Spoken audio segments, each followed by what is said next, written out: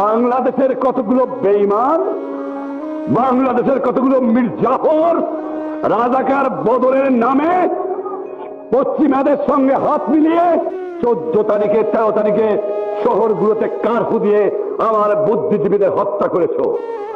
আপনারা শুনে আশ্চর্য হয়ে যাবেন ভাইয়েরা আমার, যে ডাক্তার চোখের ডাক্তার তার চোখ হয়েছে তারপরে হত্যা করেছে।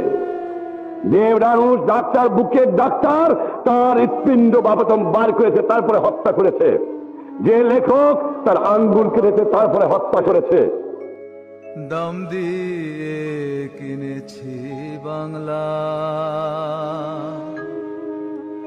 কারোর দানে পাওয়া নয়। আমি দাম দিছি প্রাণ লক্ষ কোটি, জানা আছে জগৎ।